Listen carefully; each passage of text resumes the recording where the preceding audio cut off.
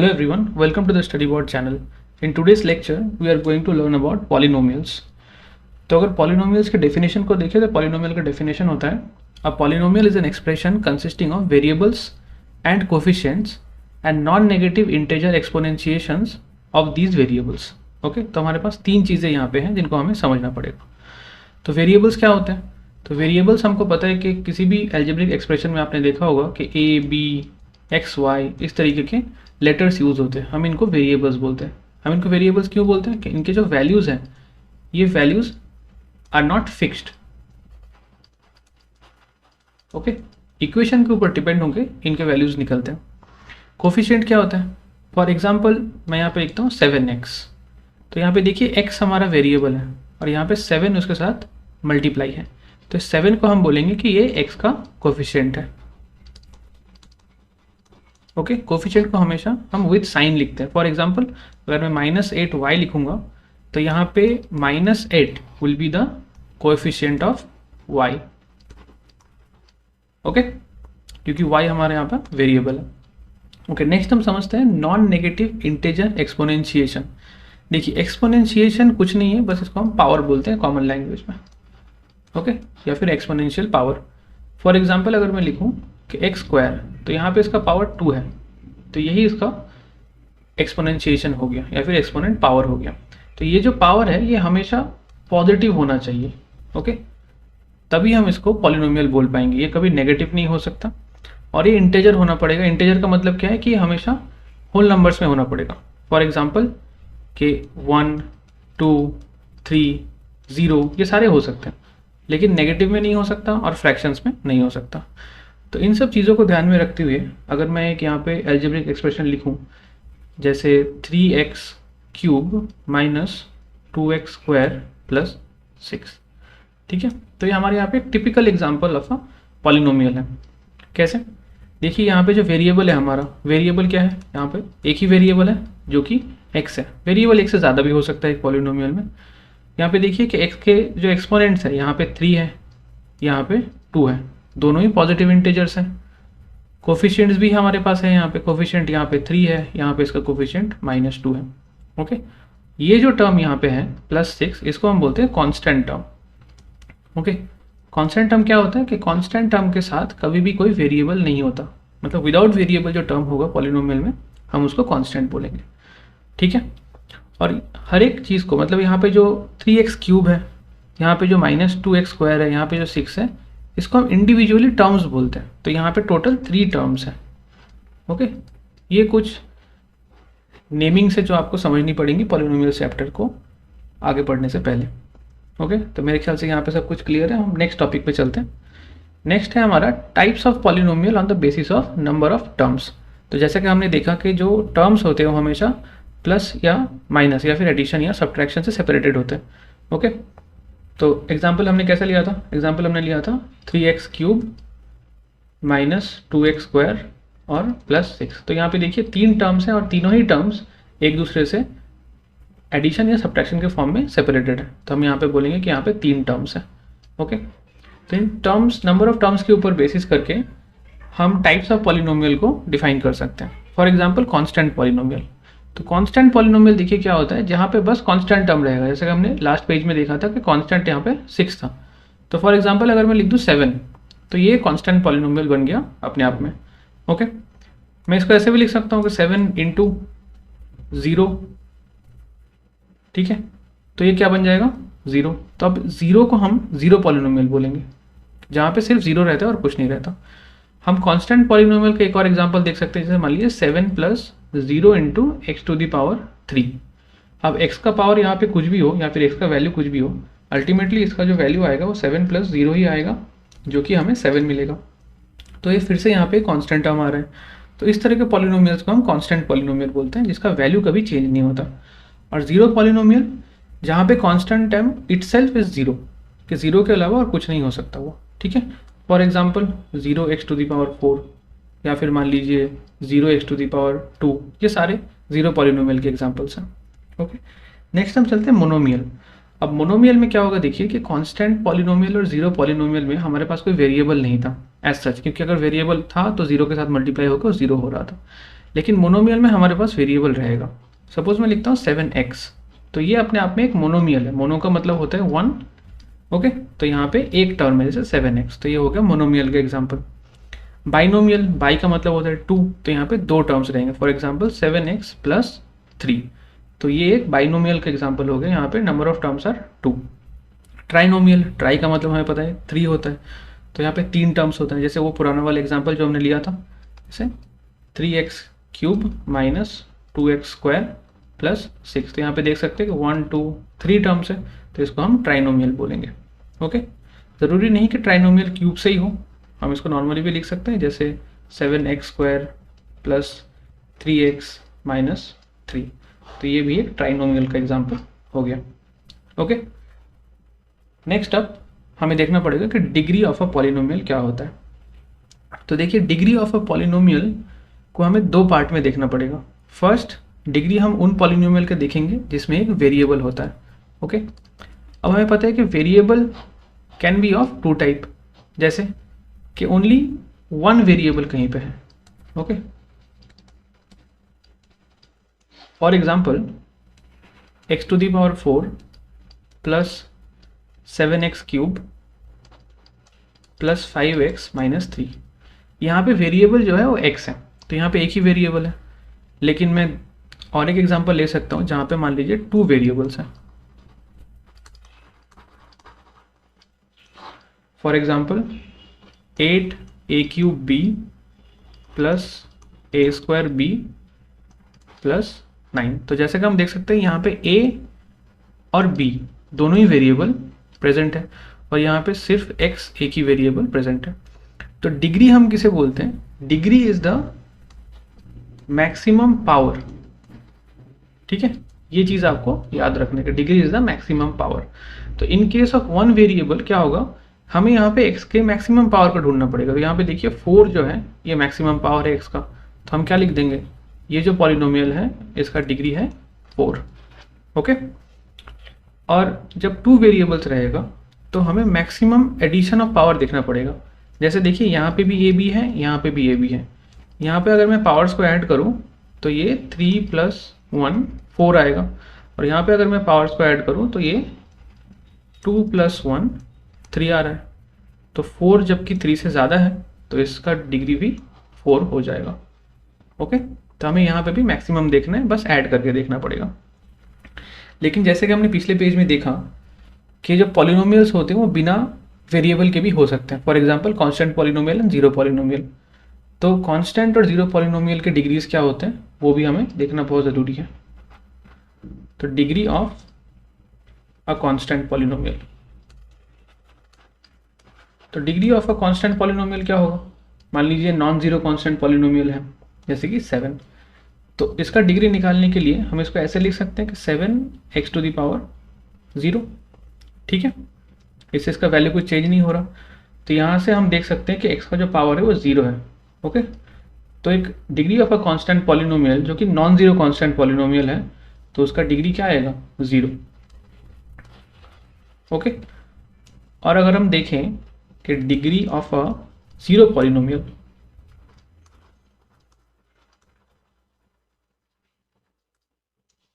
जो कि हमने देखा था 0, इसका एग्जाम्पल था 0, तो इस चीज़ का कोई डिग्री डिफाइन नहीं होता, ठीक है, मैथ्स में। इसीलिए हम क्या बोलते हैं कि डिग्री हियर इज अनडिफाइंड। ये दो स्टेटमेंट्स बहुत इंपॉर्टेंट हैं क्योंकि ये बार बार एमसीक्यू में या फिर स्टेटमेंट्स के तौर पे क्वेश्चन में पूछे जाते हैं, ठीक है। तो आपको ये दोनों चीज़ें ध्यान में रखनी पड़ेंगी। नेक्स्ट हम देखते हैं कि पहले हमने देखा था कि टर्म्स के ऊपर बेस करके कितने टाइप्स के पॉलिनोमियल हो सकते हैं। अब हम ये देखेंगे कि हम डिग्री के ऊपर बेस करके कितने टाइप के पॉलिनोमियल को लिख सकते हैं। तो मैंने यहाँ पे जानबूझ के जीरो और कांस्टेंट पॉलिनोमियल नहीं लिखा क्योंकि उनके जीरोस एक डिग्री तो जीरो आता है और एक डिग्री डिफाइन नहीं होता, ओके। तो लीनियर पॉलिनोमियल को सबसे पहले देखते हैं। लीनियर पॉलिनोमियल का मतलब है कि इसका डिग्री हमेशा 1 होगा, ओके।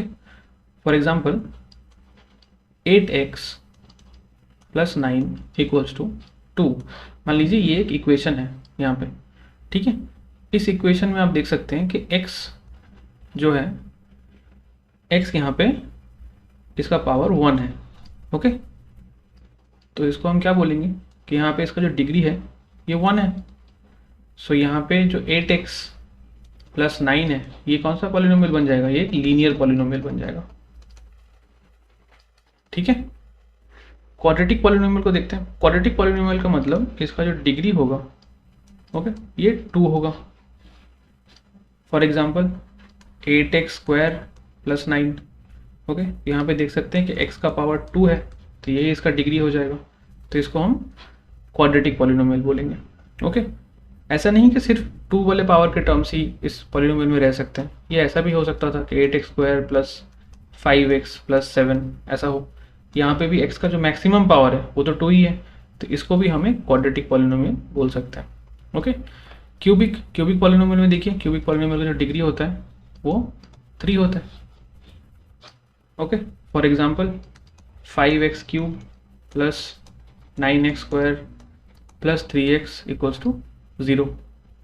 तो यहाँ पे ये जो है यहाँ पे x का पावर कितना है 3, मैक्सिमम पावर 3 है तो हम डिग्री भी 3 बोलेंगे, तो इसको हम क्यूबिक पॉलिनोमियल के एग्जांपल मान सकते हैं।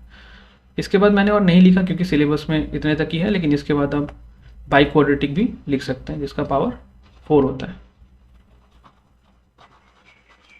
By quadratic polynomial. Okay, for example x to the power 4 plus 3x square plus 9, तो यहाँ पे डिग्री 4 है तो इसको हम बाई क्वाड्रेटिक पॉलिनोमियल बोल सकते हैं। ओके, नेक्स्ट हमारे पास है value of a polynomial. Okay, तो वैल्यू ऑफ अ पॉलिनोमियल क्या होता है, देखिए पॉलिनोमियल को हम ऐसे px के फॉर्म में या फिर fx के फॉर्म में लिख सकते हैं।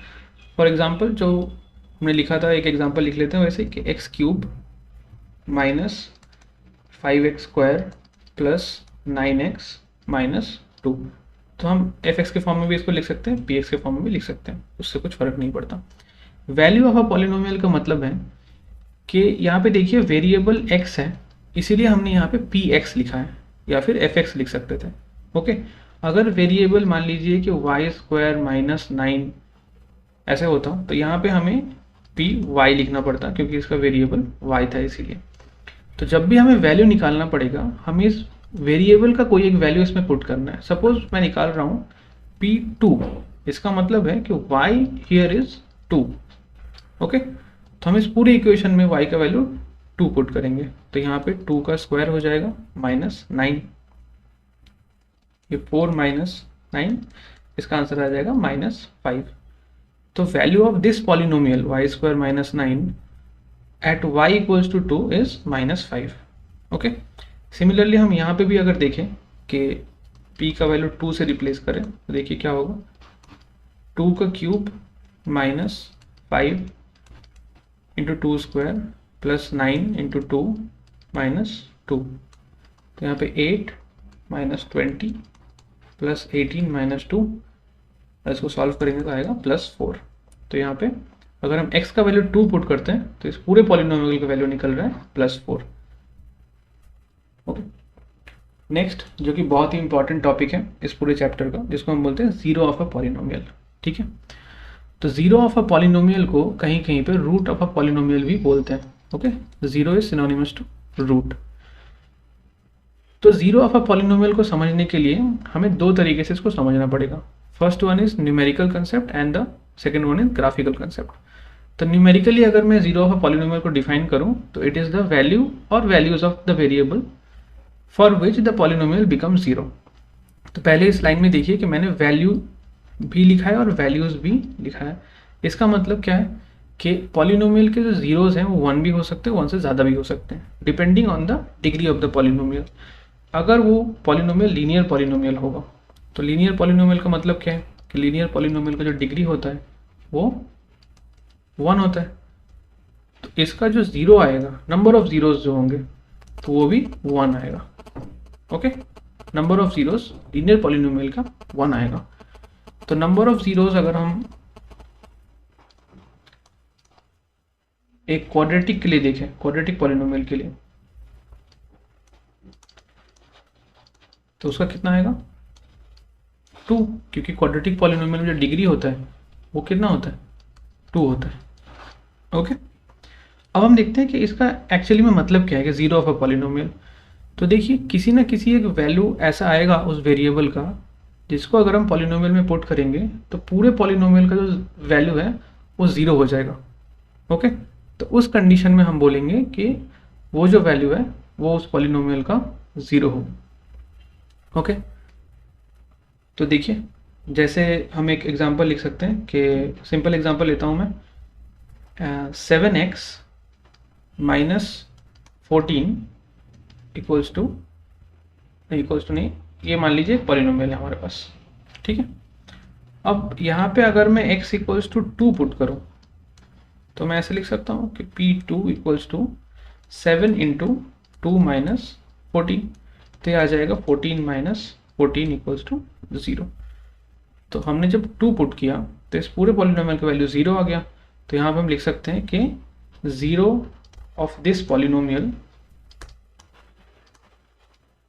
इज 2। ओके, हम ऐसे और भी पॉलिनोमियल्स के लिए देख सकते हैं। तो अब हम देखते हैं कि ग्राफिकल मीनिंग क्या है जीरो ऑफ द पॉलिनोमियल का। ओके, तो ग्राफिकली अगर हम जीरो ऑफ अ पॉलिनोमियल को डिफाइन करें तो ये कुछ नहीं होता, ये बस एक्स इंटरसेप्ट होता है। ओके, एक्स इंटरसेप्ट का मतलब क्या होता है कि कोई भी ग्राफ अगर हम ड्रॉ करें वो एक्स एक्सिस को जहाँ पे कट करेगा, जहाँ पे वो एक्स एक्सिस के साथ इंटरसेक्ट होगा, उस पॉइंट को हम उसका एक्स इंटरसेप्ट बोलते हैं। ओके, तो देखिए ये एक लीनियर पॉलिनोमियल का ग्राफ है। तो लीनियर पॉलिनोमियल के ग्राफ में देखिए कि जो ग्राफ है एक्स एक्सिस को सिर्फ एक जगह पे इसने इंटरसेक्ट किया है, जिसको हमने यहाँ पे ए से मार्क किया है, तो इसको हम लीनियर बोलेंगे। अब याद कीजिए कि लीनियर का जो डिग्री होता है वो कितना होता है 1, तो इसके जो जीरोज या फिर रूट्स होंगे वो भी कितना होगा 1, और एक्स एक्सिस को ये एक जगह पे बस इंटरसेक्ट कर सकता है। ठीक है, ये जैसे कि ये क्वाड्रेटिक का ग्राफ है, तो क्वाड्रेटिक में आप देख सकते हैं कि क्वाड्रेटिक इक्वेशन का ग्राफ ऐसे होता है और ये दो जगहों पे इस एक्स एक्सिस को इंटरसेक्ट कर सकता है। ठीक है, तो इसके जीरोस कितने निकल के आएंगे 2।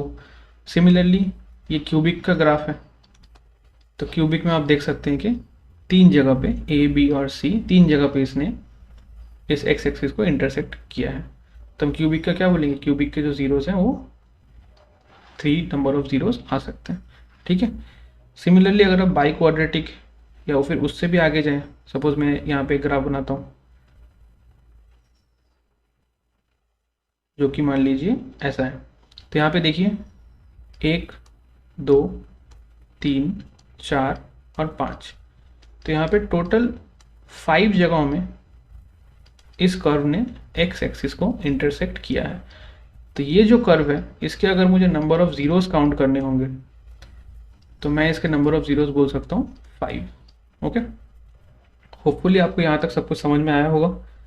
ओके, ये हमारा फर्स्ट पार्ट था इस लेक्चर का। इसके बाद एक सेकंड पार्ट भी आने वाला है जहाँ पे हम फैक्टर थ्योरम, फैक्टराइजेशन के प्रोसेसेस चेक करेंगे और रिमाइंडर थ्योरम को भी देखेंगे और कुछ क्वेश्चंस करेंगे।